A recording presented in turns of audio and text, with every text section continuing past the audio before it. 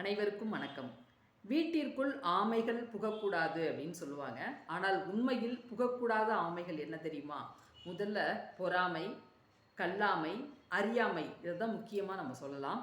பொறாமை அப்படிங்கிற குணம் நமக்கு இருந்துச்சுன்னா டோட்டலாக நம்மளை அழிச்சிரும். என்ன அப்படின்னா, ஒருத்தவங்க நல்லா இருக்காங்க, அவங்க பண்ணுறது படிக்கிறது எல்லாமே நல்லா இருக்குது அப்படிங்கும்போது அவங்கள பார்த்து இம்ப்ரெஸ் ஆகி நாம் இன்னும் சிறப்பாக வாழணும் அப்படின்னு நம்ம நேர்மறையாக நினச்சோம்னா முன்னேறிடுவோம்.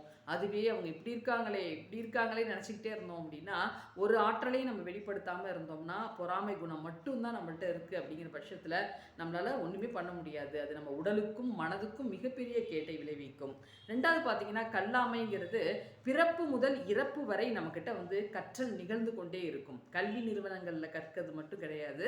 நம்ம பொதுவாக சில நிகழ்வுகள் நமக்கு தினமுமே நமக்கு என்ன செய்யும்னா சில விஷயங்களை நமக்கு சொல்லி கொடுத்துக்கிட்டு இருக்கோம்.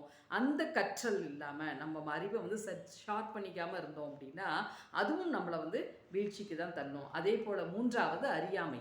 படிச்சிருந்தாலும் சரி படிக்காட்டினாலும் சரி சில விஷயங்களை அறிந்து அதை ஆராய்ந்து இதுக்காக தான் இப்படி நடந்திருக்கு, இதை சரி பண்ணணும் அப்படிங்கிற ஒரு ஆராய்ந்து செய்ய முடியாத அந்த திறன் இருக்கு இல்லையா, அந்த அறியாமை. இந்த மூன்று ஆமைகளும் நம்மக்கிட்ட நம்ம வீட்டில் ஒரு ஆளுக்கு இருந்தால் போதும், அது அப்படியே தொற்று வியாதி போல் அனைவரிடமே பரவிடும். அதனால் இந்த ஆமைகள் இருந்தால்தான் வீட்டில் பல பிரச்சனைகள் உருவாகும். அதனால் முதல்ல இந்த ஆமைகளை தூக்கி வெளில போட்டுட்டு நேர்மறை எண்ணங்களை கொண்டு முன்னேறுவதற்கான ஆற்றலை நம்ம வெளிப்படுத்த வேண்டும். நன்றி.